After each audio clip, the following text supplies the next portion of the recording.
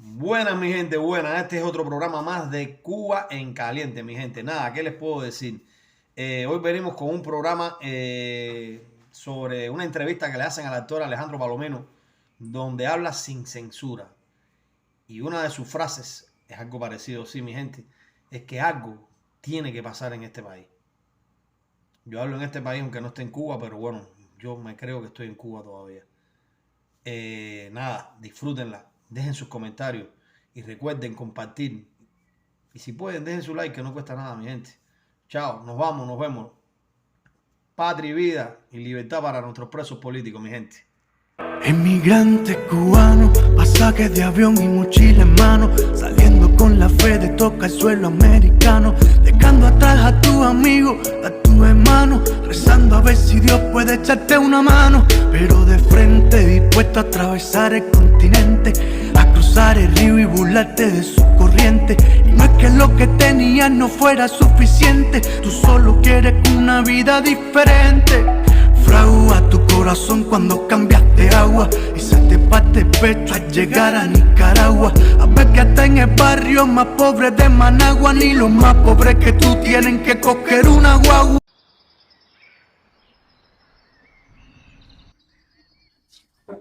Bueno, mira, a ver, yo soy un cubano más. Yo soy un hombre, un cubano como otro cualquiera, ¿verdad? Esa es la verdad. Un, un cubano que se levanta por la mañana y comienza a resolver sus problemas hasta donde puede, ¿no? O sea, por lo menos intenta resolver la mayoría de los problemas con los cuales uno amanece, la mayoría de las preocupaciones con las cuales uno amanece, o mueres en el intento de resolver y los dejas pendientes, ¿no? Mueres, te agotas, quiero decir. Pero soy un cubano como cualquier otra persona, que ama a su familia, que ama a su esposa, que defiende un matrimonio de 26 años de pasión, de sacrificio. Un cubano que tiene a su hijo que vive ahora en el exilio, con mi nieta también, viven allá en España y que los extraña mucho, les echa mucho de menos. O sea, toda esa zona que pertenece a los sentimientos, ahí se unen muchas cosas. Eh, soy amante de mis amigos, en ese sentido, soy muy honesto también, lo cual te puede hacer pasar la cuenta, ¿no? Y por supuesto, trato de evitar siempre las zonas de aburrimiento, o sea, en ese sentido. Yo no creo, de hecho, yo no creo que un actor tenga que diferenciarse desde el punto de vista social de cualquier persona, de cualquier otra persona. O sea, somos iguales que los médicos, que los ingenieros, somos en el sentido social, o sea, en el sentido del desenvolvimiento social y de la conducta que uno debe asumir, ¿no? Y nada, un cubano como, ya te digo, un cubano como otro cualquiera. Mm, No, no, la verdad que no. No he tenido ninguna consecuencia alrededor de eso. La verdad que los textos que yo publico, más bien que comparto, son textos justamente sobre nuestra realidad, sobre nuestras preocupaciones. Muchos de ellos vienen del teatro, eh, y son en ese sentido, eh, digamos, están inclinados hacia el intercambio más bien, ¿no? Pero no he tenido, digamos, más allá de alguna que otra opinión que a veces me disgusta, pero creo que también forma parte del fenómeno de las redes sociales, ¿no? Alguna que otra opinión, eso que han dado a llamar en odiadores y amadores. Yo ahí realmente incluso la dejo pasar. Pero no, bueno, contestado a tu pregunta concretamente, no he tenido problema de ningún tipo. A ver, mira, yo creo que lo que decía ahorita, las redes sociales es un fenómeno que ha colocado una dinámica moderna en el intercambio, en la vida. A las redes sociales no se le puede dar la espalda. Yo creo que todo el mundo en este momento tiene derecho a a colocar su impresión sobre la vida, sobre la familia, sobre las amistades, dentro de las redes sociales. Pero sobre todas las cosas sobre el contexto social en el que se está moviendo su vida. A mí me motiva mucho indicar o señalar lo mal hecho. Eso es, aún y cuando yo pueda formar parte de eso también. O sea, denunciar lo mal hecho, señalarlo, decir que eso no se debe, no debe continuar, que esas cosas hay que evitarlas y que hay que procurar un pensamiento diferente en ese sentido. Eso es lo que más me motiva. O sea, yo no creo que nadie pueda estar ajeno a eso, te repito. O sea, es sobre todas las cosas el acto de la escritura, pero el acto de la escritura también organizado, a partir de un pensamiento organizado, y que tú puedas ofrecerle al lector, en este caso, o la persona con la cual tú estás intercambiando, le puedas ofrecer una visión de las cosas que no están bien desarrolladas, que no están bien en el desarrollo de una sociedad, que hay que, justamente, que hay que prestarle atención a esas cosas y que lo mejor sería que no siguieran ocurriendo.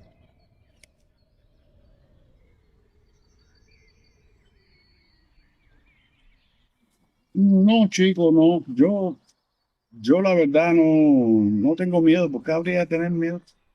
De verdad, en serio. O sea, yo creo que, a ver, si yo tuviera miedo, no hubiera aceptado este intercambio con Cubanet, por ejemplo. No, no, al contrario. Yo creo en la diferencia. Yo creo en la diferencia de criterio, me refiero, ¿no? Creo que eh, si tú eres honesto y tú eres frontal y tú haces una exposición de tu criterio con un razonamiento sobre la base del estudio, tú no tienes por qué tener miedo. O sea, no hay lugar para el miedo. No hay lugar para negarse a intercambiar. O sea, yo creo que, ya te decía, o sea, la importancia de las redes sociales en ese sentido ha sido clave en el desarrollo moderno de la sociedad, en el intercambio. Pero no hay que tener miedo cuando tú eres una persona honesta, cuando tú no tienes nada que ocultar, cuando tú vas de frente y enfrentas con responsabilidad determinados aspectos de la vida. No hay por qué tener miedo, realmente, en ese sentido. Yo no tengo miedo, te repito, sobre todo por eso, porque hay una carga muy, muy importante de responsabilidad, de honestidad en lo que estoy diciendo. Pero además yo parto, en mis textos son a partir de experiencias propias, de experiencias que he vivido. O sea, yo no tengo la necesidad de mentir. Tampoco soy egoísta, no lo hago cuando participo en las redes sociales, no lo hago con egoísmo ni con resentimiento. Al contrario, lo haces con entrega, lo haces con tranquilidad. A veces incluso puede ser que, dado el caso, ¿no? Te muestres colérico, estás colérico, se te van, pierdes los estribos y te expresas de una forma colérica, irada. Pero eso no significa que después no puedas pedir disculpas, puedes pedir disculpas, incluso puedes eliminar una publicación que con los días o con las horas te das cuenta que realmente no es provechosa, ¿no? Y que no tiene sentido que continúe ahí en las redes, que no tiene sentido porque no es funcional, porque no aporta nada, porque además te expresaste de una manera, eso, con remordimiento, o airada. Y en ese sentido yo estoy muy tranquilo, la verdad, estoy muy tranquilo. Por eso te digo que no es que no tenga miedo por una actitud bravucona. No, no, no, es que no tengo miedo porque la confrontación es directa, la que yo propongo. Y sobre todo, te repito, o sea, nace a partir de experiencias que he estado viviendo en los últimos años.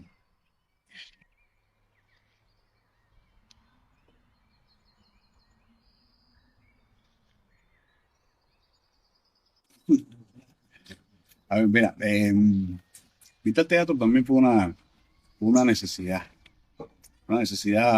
de un grupo de personas con las cuales yo estaba trabajando en la antigua brigada Hermanos 6.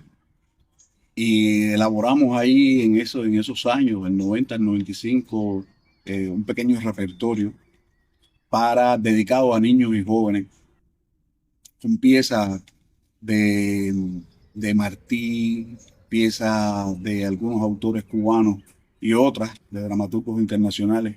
Y era en función de eso, ¿no? Sobre todo de los niños y los jóvenes, pero los jóvenes en la adolescencia más bien.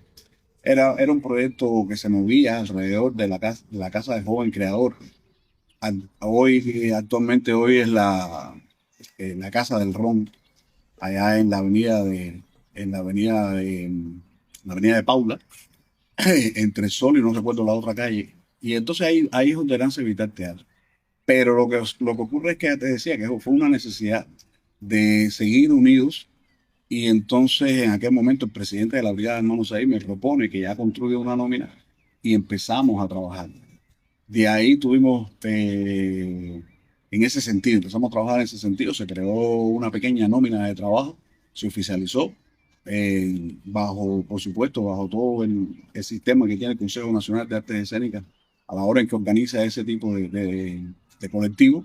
Y empezó a crecer después ya el repertorio, empezó a crecer sobre todo hacia un público mucho más adulto, más preocupado, más hacia el preuniversitario, la universidad. Empezamos a hacer investigaciones en ese sentido.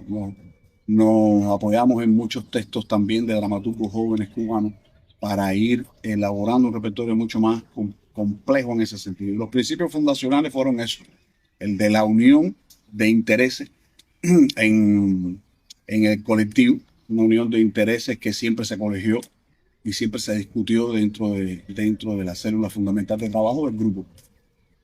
Nosotros, esos primeros años fueron, por supuesto, muy complejos, del 95 al 2000 sobre todo, pero tuvimos la oportunidad también de salir a trabajar a Europa, a España, a Italia, a Francia, y esas cosas obviamente alimentaron la visión del grupo. Esos contrastes empezaron a a fungir como elementos expresivos para la labor del grupo. Y así es como nace Vital Teatro, y a partir de ahí fue que creció la posibilidad de crear un colectivo mucho mayor que ya va a cumplir 30 años. Sí, como casi todo el teatro que se hace en Cuba, eso es la verdad, ¿no? O sea, de cualquier manera, el teatro por naturaleza es contestatario, el teatro es irreverente. Al teatro no, en el teatro es muy difícil que conviva la complacencia, en el hecho teatral me refiero, ¿no? En función, desde que tú empiezas a construir un espectáculo, ya tú tienes que empezar a proponerle al espectador un sistema, ¿no? Una polémica, tienes que empezar a proponerle la polémica, empezar a proponerle la discusión, que es algo que nos falta a los cubanos, que es el acto de saber discutir, de saber polemizar. Entonces nosotros, en ese sentido, mediante el teatro, tomando el teatro como vehículo, pues eso es lo que perseguimos. Y casi en ese sentido, casi todos los colectivos teatrales cubanos, además de ser bastante artesanales, porque casi todo el teatro que se hace aquí es artesanal, es un teatro de muy pocos recursos. No porque los directores quieran que sea de pocos recursos, sino porque tampoco tienes la posibilidad, y no es nuevo, la posibilidad de armar un gran espectáculo. Es muy difícil encontrarse en La Habana un gran espectáculo con un desarrollo tecnológico como existe en Europa. Eso no, aquí es muy complejo desde hace muchos años, y no lo vas a encontrar, ¿no? Y te digo La Habana porque es la capital del país, pero el teatro, la labor, la misión del teatro es ser contestatario, la misión del teatro es ser irreverente, la misión del teatro es cuestionar. Esa es la misión histórica del teatro. En ese sentido, el teatro no acepta, pues, los niveles de complacencia. El teatro no tiene ese registro de telenovela ni de programa de diversión. En ese sentido, no, el teatro se desmarca, y ahí hay mucha más participación, y hay una apertura hacia la discusión. Hay grandes maestros en ese sentido que por supuesto abogan por la naturaleza del teatro. por esa naturaleza del trabajo. Sí, definitivamente. Es mucho más complejo.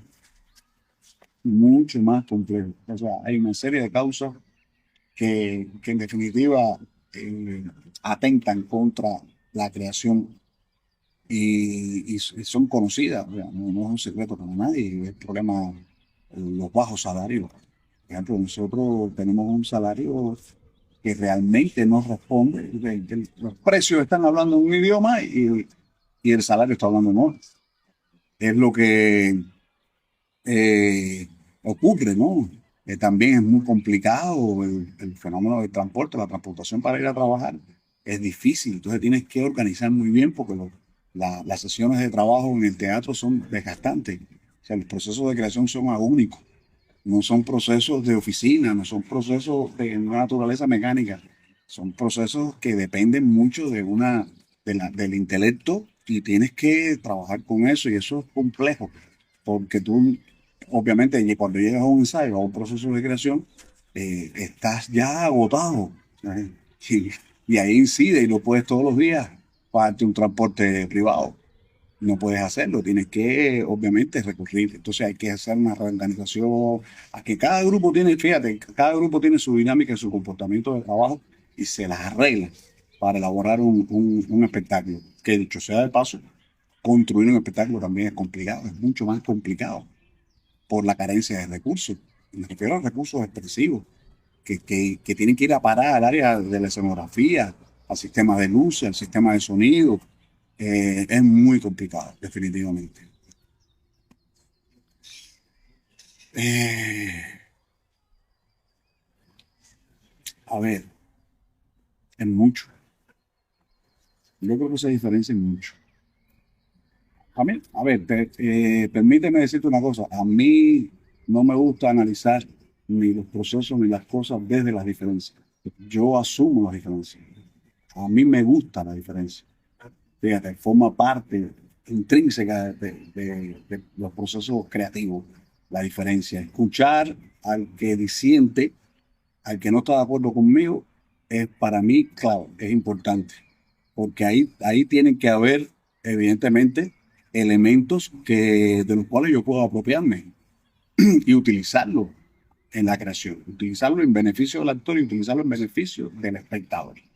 O sea, yo no puedo, porque mentira, un espectáculo no se construye, solamente lo construye un director.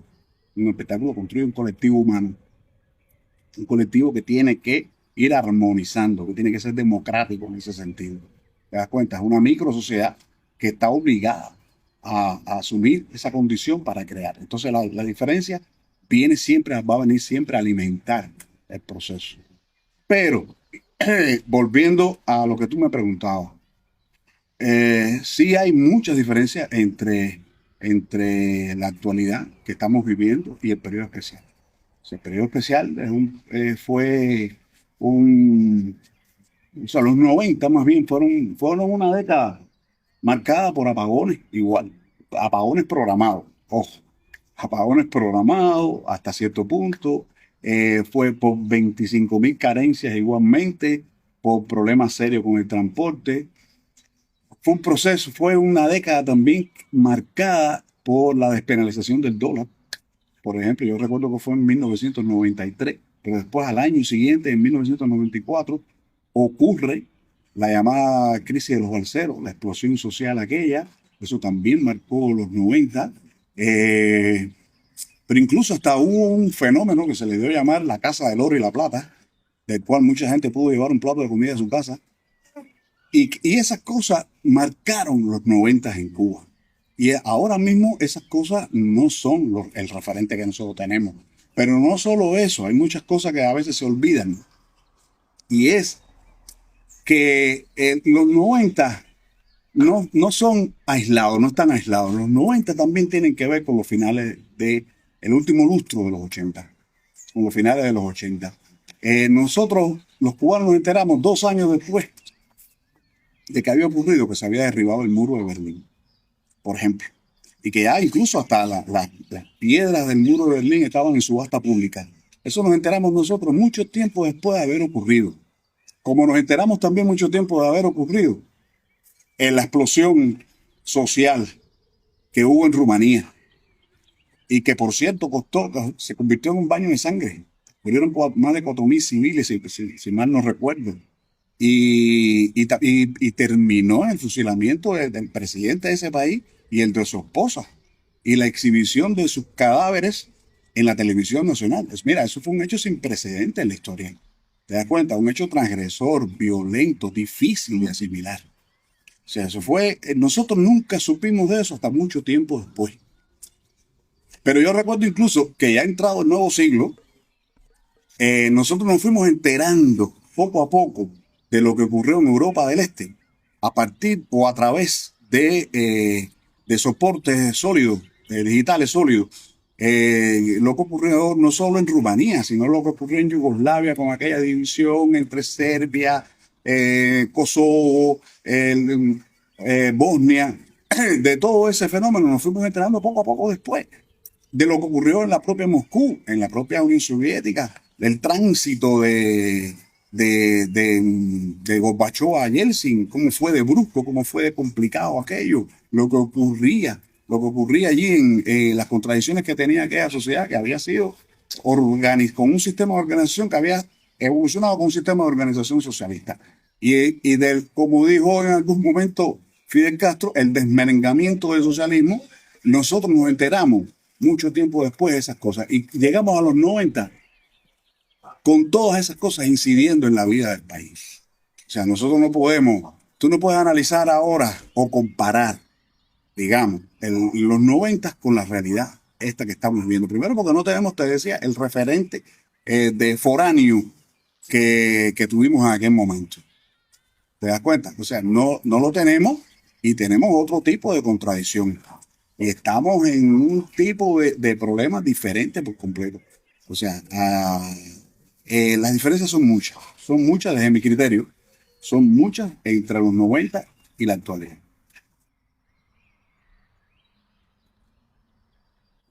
De la televisión, varias cosas. Yo creo que sí, hay varias gente que coincide en eso. La televisión cubana, ha habido incluso recientemente algunas exposiciones en ese sentido. Yo te decía ahorita, yo he vivido fuera de Cuba y por ejemplo puedo ahora mismo decirme el ejemplo en España. A mí no me gusta la televisión española, pues, no me gusta, no me interesa lo que ocurre en la televisión española. Yo extrañaba la televisión cubana en España y eso le pasaba a varios colegas de mi grupo en especial. Pero sí, la televisión sí necesita, la televisión cubana en este caso, necesita una revisión, necesita replantearse incluso programas y elaborar otros con un nivel mucho más alto de exigencia, con un nivel mucho más alto de polémica, es decir, con interrogantes que tengan que ver con el espectador, con la demanda del espectador. Yo te estoy diciendo lo que yo creo porque participo de ese fenómeno, pero sí se sabe que necesita replantearse varios elementos, varios programas para que tengan un mejor diálogo, para que alcancen para que tengan un mayor alcance en la relación con el telespectador.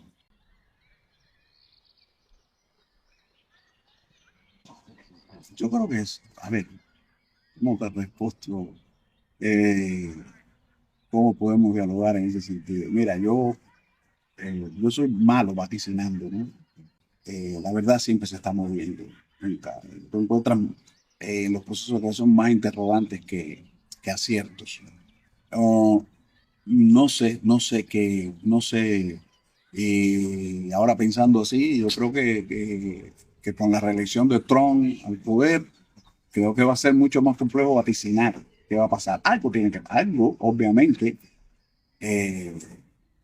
tiene que cambiar, tiene que pasar, tiene que venir en beneficio del pueblo, ¿no? Muchos más beneficios, con otra, yo te puedo decir que con una carga emocional incluso sobre la base, como una carga emocional quizás un poco parecida a la que vivimos en el 2014, cuando las relaciones entre Estados Unidos y Cuba cubrieron una tregua, se dieron una tregua y y ocurrió la visita del presidente Obama aquí al país y el intercambio lo que ocurrió en ese momento fue muy alentador, pero lo que está por venir no lo creo. O sea, no, te repito, fui muy malo vaticinando, mucho más desde el punto de vista social, ¿no? Depende mucho de muchas cosas que uno todavía ni conoce. Ahora mismo es muy difícil hacer un pronóstico de lo que va a ocurrir, porque están muchas cosas por llegar, sobre todo a partir del 20 de enero, que vuelve otra vez Trump a subir al poder y que como decía un amigo mío en España, ¿quién es el nuevo presidente que tenemos? Y yo, el presidente, si España no está en elecciones, dice, no, el presidente del mundo es el presidente de los Estados Unidos. Un amigo mío de izquierda, te lo voy a decir. Y decía, ¿quién es el nuevo presidente? ¿Quién salió otra vez? No, bueno, Bush. Ah, bueno, pues ese es el nuevo presidente. O sea, de manera que estamos sujetos a una serie de contradicciones y de piedras en el camino.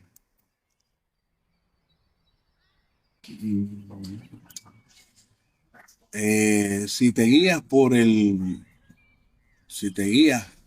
aquel concepto de revolución que escribiera Fidel Castro, si te guías por eso, habría que cambiar muchas cosas. No solo tres, habría que cambiar muchas cosas. Pero para eso es importante, lo primero y lo más importante es un cambio de pensamiento. O sea, hay que ejercer otra vez, tener vocación por el diálogo. Te digo, hay que aprender a discutir, hay que aprender a polemizar. Nosotros, tal vez también los cubanos llegamos tarde a las redes sociales. Y justamente esa llegada tarde puede que haya pasado factura en la mentalidad del cubano y hasta estemos pecando de ingenuos. Y de algunas, no sé, tal vez algunas deformaciones como parte del proceso, de ese proceso en ese sentido. A mí me parece que hay que cambiar, obviamente, hay que cambiar muchas cosas, pero lo primero es el pensamiento. O sea, que hay que abandonar una serie de pensamientos que ya no están en correspondencia con la modernidad. Y es lo que yo creo sobre eso, es lo que yo entiendo sobre eso y considero que sí, que será una tarea difícil, será una tarea muy complicada. Pero, por ejemplo, nosotros como país el país tiene que otra vez replantearse, ir a la vanguardia, ser competitivo, como en algún momento lo conseguimos. Pero no se puede ser competitivo, obviamente, con los problemas que estamos teniendo actualmente, ¿no? Pues son problemas graves, problemas que de alguna manera obstaculiza la vida de todo el mundo, o sea, obstaculiza y crea una serie de preocupaciones que es muy compleja. Es una realidad muy compleja de resolver, eso tampoco es de la noche al día. Pero sí, hay que pensar en ser un país competitivo, no solo en el turismo, hay que pensar en ser un país competitivo al máximo nivel, hasta donde se pueda. Hay que tratar mira, te voy a decir, hay que burlar el bloqueo. Hay que, definitivamente, porque está ahí, ¿no? Pero hay que sortearlo, hay que seguir en ese sentido, desarrollando una mentalidad a favor de eso. Que tu futuro es importante.